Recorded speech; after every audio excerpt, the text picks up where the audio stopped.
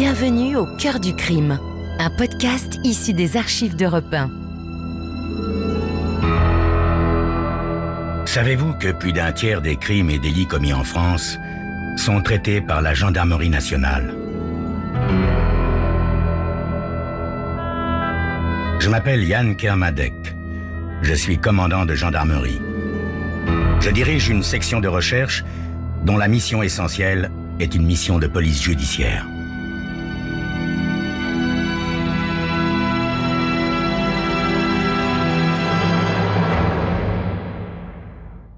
L'histoire que je vais vous raconter est une histoire vraie. Tous les faits sont réels et se sont déroulés en France. Seuls les noms des personnes et des lieux ont été changés.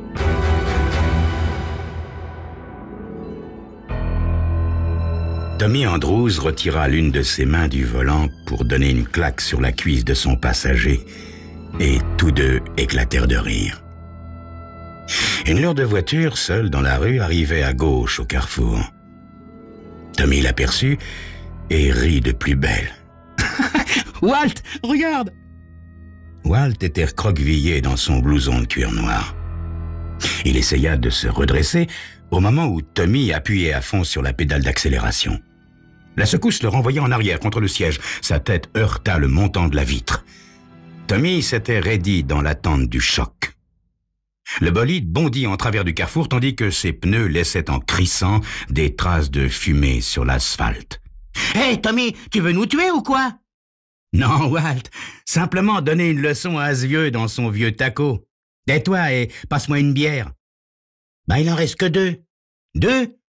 Les 2 paquets de 6 sont déjà finis. Qu'est-ce que t'en as fait ?»« Il est 11h30, Tommy. Tu te figures que 12 malheureuses boîtes de bière peuvent durer toute la nuit ? » « Ah, tais-toi, Walt. Allez, ouvre-les. » Walt s'exécuta. De la mousse gicla sur son genou dès qu'il eut ouvert la première boîte. Tommy s'en saisit de la main droite, tout en manœuvrant le volant avec l'index de la main gauche. Au feu rouge suivant, Tommy reçut une secousse au moment où il avalait une gorgée de bière. « Vise la bagnole, Walt !» Walt regarda la conduite intérieure venue s'arrêter à leur droite. Le conducteur de la grosse voiture fixait les 2 garçons avec des yeux pleins de haine. Walt lui tira la langue et ricana. Le feu passa au vert. Tommy appuya à fond sur l'accélérateur, laissant la conduite intérieure derrière lui. En face d'un immeuble, une vieille femme descendit du trottoir. Le bolide passa en trompe devant elle, en effleurant son manteau. Les 2 garçons hurlèrent de rire en voyant la femme demeurer sur place, la main sur le cœur. Ils franchirent les 3 feux suivants. Tommy ralentissait juste assez pour boire sa bière sans en renverser sur lui. « Hey, Tommy, je crois que cette voiture nous suit. On est repéré.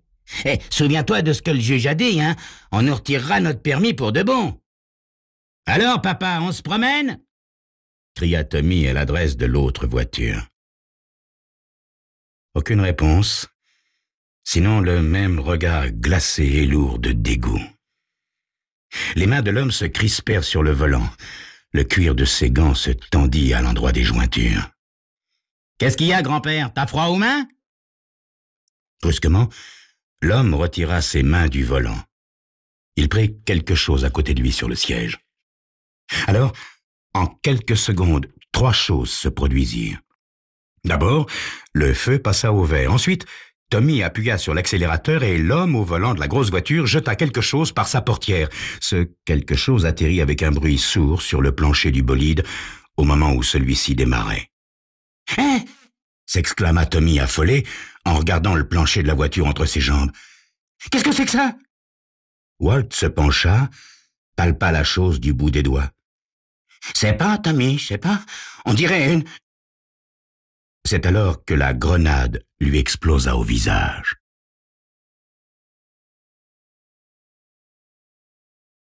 « J'ai une affaire pour vous, McClary, » dit Daniels, le chef de la brigade criminelle. « Ah oui? De quoi s'agit-il, chef? » 2 gosses ont été tués dans leur bolide la nuit dernière. On les a fait sauter avec une grenade, selon le laboratoire. Le détective Paul McClary siffla entre ses dents. Les revolvers vont pas tarder à être démodés, chef. Aucun indice? Non. Le nom des gosses, Tommy Andrews et Walter Kane. Ils appartenaient à un club automobile, le Peddle Jokers. Allez d'abord voir les parents et fureter aux alentours. McClary chercha tout d'abord la demeure des Andrews, une maison décrépite avec une charpente en bois qui aurait dû être repeinte depuis 20 ans. Il frappa à la porte. « Madame Andrews, détective Paul McClary. » La femme eut un mouvement de tête qui pouvait bien être une invitation à entrer.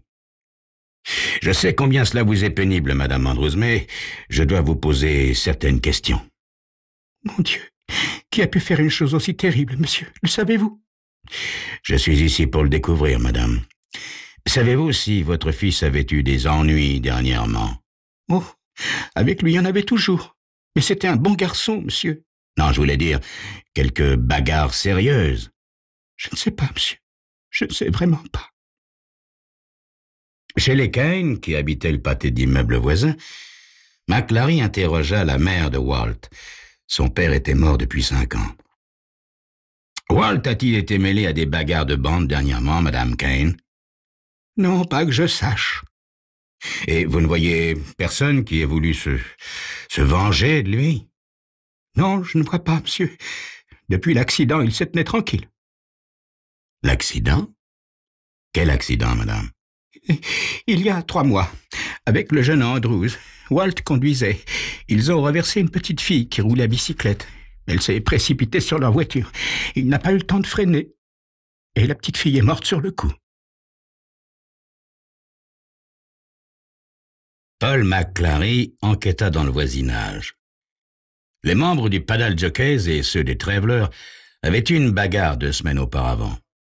C'est tout ce qu'il put découvrir. Il revint au bureau au moment où le chef s'en allait. « Je ne pense pas qu'il s'agisse d'une affaire de bande rivale, chef. Aucun ne ferait de mal à une mouche. En plus, aucun de ces garçons n'a fait son service militaire. Il ne saurait donc pas manipuler une grenade. Je me suis renseigné sur leurs précédentes bagarres. Aucun revolver. Rien que des trucs de genoux tels que coups de poing américains, chaînes et bâtons. Pas d'autre idée, McClary? Si? Une, chef.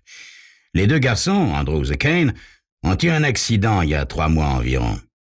Ils ont tué une petite fille. Je verrai le père de la petite fille demain. Peut-être est-ce une vengeance. Ou simplement le geste d'un fou, Paul. Paul McClary avait essayé de ne pas envisager cette possibilité. C'était le genre d'affaire le plus difficile à résoudre. Jusqu'ici, un seul suspect. Mais est-ce une vengeance ou s'agit-il d'un fou? C'est ce que vous saurez dans quelques instants.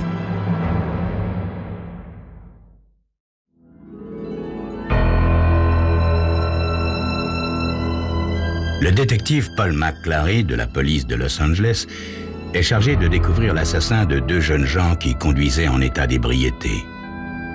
3 mois auparavant, ces 2 garçons avaient tué une petite fille qui s'était jetée sous leur roue. L'assassin des jeunes gens a tout simplement jeté une grenade par la portière de sa voiture. La lune pâle de l'aube disparut derrière un nuage au moment où la voiture de sport rouge grimpait la route en lacet de Hollywood Hills. L'appel urgent d'un klaxon sortit Peter Fallbrook de la stupeur de l'ivresse, juste à temps pour réagir au cri aigu de la fille. Instinctivement, ses doigts se crispèrent sur le volant. La lumière éblouissante de 2 phares arrivait droit sur lui. Sur la gauche, il le savait, il y avait le vide noir et profond de la vallée. Sa main tourna le volant vers la droite, cherchant instinctivement la protection de la terre solide. L'autre voiture passa en trombe. Fallbrook s'arrêta. Il regarda, fasciné, dans le rétroviseur, tandis que le conducteur luttait pour reprendre le contrôle de sa voiture. Le petit coupé rouge roulait tout au bord de la route. Ses roues quittaient le sol au-dessus du vide. Puis la voiture disparut. La gorge de Fallbrook se serra. Au tournant suivant, la voiture réapparut, maîtrisée. Fallbrook poussa un soupir de soulagement. Il remit le moteur en marche, roula une 50aine de mètres. Ses mains et ses bras tremblaient. Il quitta la route pour s'arrêter sur un parking. Derrière lui, des roues grincèrent sur le gravier et il sursauta. Il jeta un coup d'œil dans le rétroviseur. Il vit un homme seul dans une voiture, une énorme conduite intérieure vieille de plusieurs années. Le conducteur en descendit. Il portait un lourd pardessus sombre et un chapeau noir. « Ça va ?» dit-il. « Oui, ça va, j'ai rien, monsieur, merci. » dit Fallbrook. « J'ai voulu venir voir. Il y a des gens qui ne supportent pas un choc comme celui-là. Pas trop secoué. »« Qui, moi, secoué, monsieur? Non, pourquoi? Je pourrais rouler sur cette route les yeux fermés. »« Mais c'est ce que vous faites, n'est-ce pas? » ?»« Quoi? » ?»« Vous pourriez aussi bien avoir les yeux fermés, ivrogne que vous êtes. Je vous ai suivi tout le long de la route depuis Sunset. Vous avez failli tuer ceux que vous avez croisés. Probablement quelques jeunes couples innocents, parce que c'est habituellement les innocents que les ivrognes comme vous tuent. »« Mais qu'est-ce que ça veut dire, monsieur? Que voulez-vous? » »« Rayer des routes les hommes de votre espèce, de façon radicale. » Fallbrook tenta de démarrer, mais l'homme au par-dessus fut plus rapide que lui. Sa main gantée sortit de sa poche. Au creux de cette main, la pierre avait la taille d'une balle de tennis. Il l'abattit sur le crâne de Fallbrook, qui poussa un gémissement et s'effondra sur le volant. L'homme tendit le bras à l'intérieur et desserra le frein à main. Ensuite, il tapota la veste de Fallbrook, trouva la poche qui contenait le portefeuille. Il le prit, lut le nom de Fallbrook sur le permis de conduire, referma le portefeuille et le remit à sa place. Le frein desserré, l'homme n'eut pas grand-peine à pousser la voiture qui se mit à rouler. L'homme resta sur le bord, légèrement haletant, à regarder la voiture dévaler la pente. McClary avait appris que Clarence Budlong, le père de la petite fille tuée à bicyclette, travaillait pour un certain monsieur Jeffreys à la Western Company. Il alla le voir. McClary expliqua à monsieur Jeffreys les raisons de sa visite et demanda quelle sorte d'homme était ce Budlong. « C'est un garçon tranquille, très intelligent, travailleur, consciencieux. »« Comment a-t-il pris la mort de sa fille, monsieur? »« Oh, il a failli en perdre la tête. »« Est-ce qu'il a eu un comportement bizarre dernièrement? »« Non, je ne trouve pas, étant donné les circonstances. »« Je vous remercie, monsieur Jeffreys. Je compte sur votre discrétion. » Tout de suite après le déjeuner, le téléphone sonna. McClary décrocha. La voix était assourdie, comme si on eût parlé à travers un mouchoir.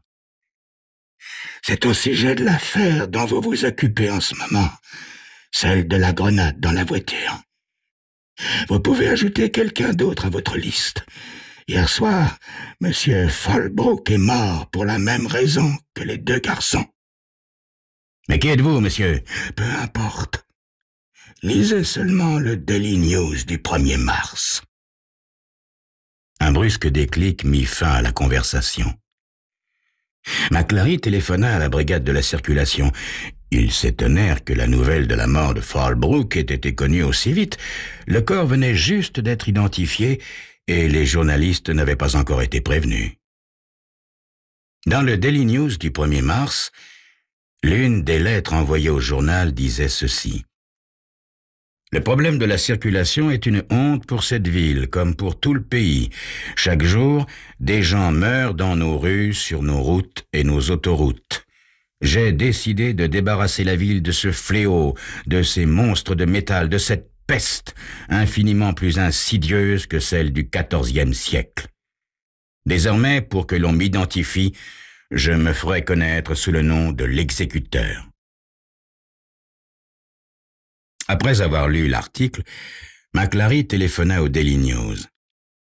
Ils avaient dans leur dossier la lettre originale. Ils avaient reçu aujourd'hui une carte postale revêtue de la même signature qui disait « Deux gosses ivres dans un bolide, ils ont le ventre plein d'alcool et la mort pour eux n'est que justice. Et le riche Falbrook était un idiot et un ivrogne. Tôt ou tard, par sa faute, un sang innocent aurait coulé. » McClary décida de faire suivre Bud Long, le père de la petite fille. « Prenez Gottmeyer avec vous !» dit le chef. McClary aimait bien Gottmeyer, ils avaient déjà travaillé ensemble et ils s'entendaient bien. « Cette affaire devrait vous plaire, Gottmeyer. Nous avons un fou en liberté qui veut résoudre le problème de la circulation en exécutant les mauvais conducteurs sur le champ. » McClary tendit à Gottmeyer les rapports, un par un. « Jusqu'à maintenant, je n'ai qu'un seul suspect. Clarence Bud Long. Les deux garçons tués dimanche avaient renversé et tué sa fille il y a 3 mois. La presse du matin ne parle pas de Falbrook, car on ne l'a identifié que depuis 1 heure. Donc celui qui a envoyé cette carte doit être celui qui a poussé la voiture de Falbrook dans le ravin, dit Gottmeyer. Oui. Gott, nous allons prendre Bud Long en filature. Allez chez lui et attendez-le. Je vous accompagne jusqu'au parking. Il faut que je voie la voiture de Falbrook. La voiture de Falbrook ressemblait à s'y méprendre à une sculpture de César. L'intérieur en était complètement calciné et la plus grande partie de la peinture extérieure noircie. McClary examina l'asphalte du parking. Pas de traces fraîches de dérapage. Il marcha vers le bord du ravin et regarda tout en bas. Le chemin suivi par la voiture était facile à voir. Les herbes folles et les arbrisseaux étaient écartés et le couloir ainsi tracé allait jusqu'en bas. McClary en conclut que la voiture avait dû être poussée. Vers 5h30, au carrefour de Sepulveda et d'Olympique, un homme barbu dut freiner violemment pour éviter de heurter une voiture blanche conduite par une jeune femme qui tournait à gauche. Au feu suivant, la jeune femme vint occuper la voie centrale et s'arrêta. L'homme, à la barbe, se rangea à sa droite et descendit de voiture. Il ouvrit la portière de l'auto blanche, appuya le canon de son revolver sur la poitrine de la jeune femme et pressa la détente.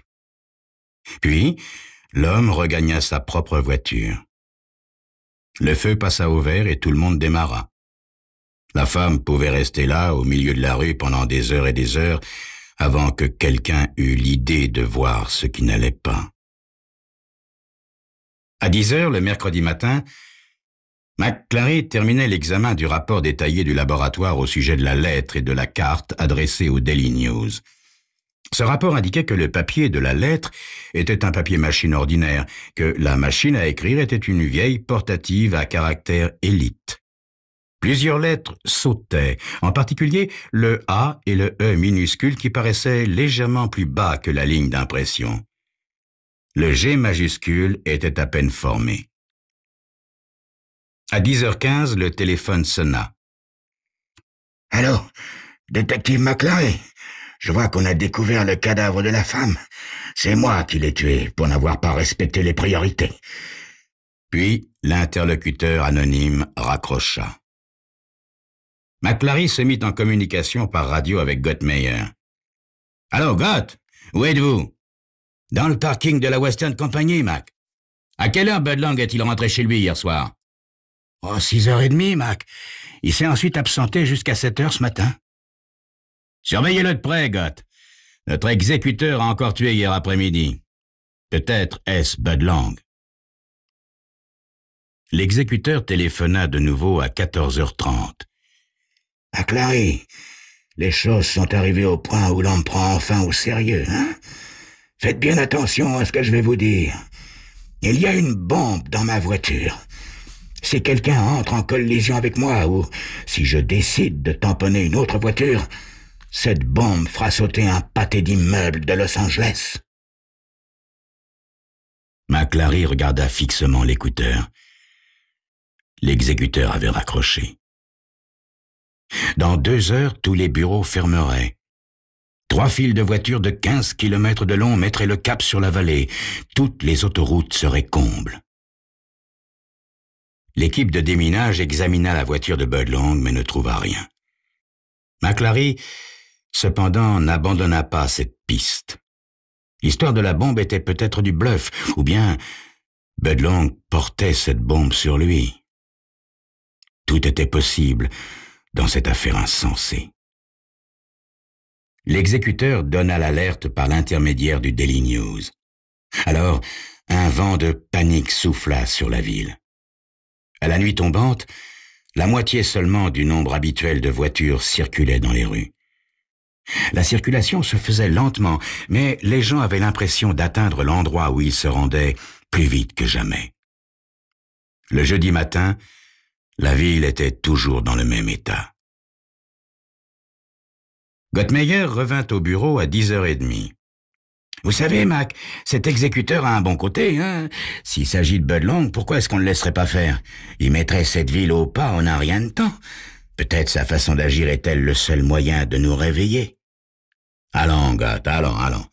Vous êtes policier, vous savez très bien que cet homme est un assassin, un déséquilibré qui a tué 4 personnes et qui se promène en ce moment avec une bombe qui peut en massacrer des douzaines. » 29 jours passèrent sans un seul accident de la circulation à Los Angeles. La presse appela cela un miracle des temps modernes. Le 30e jour, Paul McClary, assis à son bureau, souhaitait n'avoir jamais vu l'enveloppe qu'il tenait dans les mains. Il n'avait aperçu que l'adresse de l'expéditeur, mais c'était suffisant. Gottmeyer, tapé à la machine, avec le E minuscule sensiblement en dehors de la ligne et un G majuscule à peine visible. Tout commençait à se mettre en place. Il était facile de retourner en arrière et de se souvenir d'autres choses. Ainsi, comment Gottmeyer savait-il que la voiture de Fallbrook avait été poussée dans le ravin? De plus, il y avait cette défense farouche des agissements de l'exécuteur. McClary avait toujours pensé que l'exécuteur ne pouvait être qu'un homme témoin de beaucoup d'accidents horribles, mais le nom de Gottmeyer ne lui serait jamais venu à l'esprit. McClary l'appela par radio. « Gott, pourriez-vous venir au bureau? J'ai quelque chose à voir avec vous. » Il y eut comme une légère hésitation, puis Gottmeyer répondit « Entendu, Mac, j'arrive. » Gottmeyer avait tué 4 personnes. On devait le considérer comme un fou, mais combien de vies humaines avait-il sauvées? McClary alla trouver le chef. « Chef, au sujet de Gottmeyer. »« Ah, vous êtes au courant, Mac !»« Au courant de quoi, chef? La bombe? »« Non. Gottmeyer vient d'avoir un accident. Il a franchi la ligne médiane de l'autoroute. Son réservoir a pris feu, on n'a même pas pu approcher. »« Mais comment est-ce que c'est arrivé, chef? » Un témoin a raconté qu'il avait paru perdre le contrôle de sa direction. Il a frôlé une voiture à plusieurs reprises, presque poussé une autre hors de la route, et puis il a fait une embardée de l'autre côté et franchi la ligne. Les voitures qui arrivaient en sens contraire roulaient à près de 150 à l'heure quand elles l'ont heurté. McClary espéra que l'on ne découvrirait jamais qu'il y avait eu une bombe. Il a rompu la trêve. Comment? 29 jours sans accident, chef. Gottmeyer est la première victime du mois. Oui. Mais dites-moi, McClary, si vous n'étiez pas au courant de son accident, que veniez-vous me dire? Oh, ça n'a plus d'importance, chef. Je venais de recevoir une lettre de Gottmeyer. Il demandait son transfert à la brigade des stupéfiants. Mais il en avait assez de toute cette routine, des crimes, des meurtres et des accidents de la route.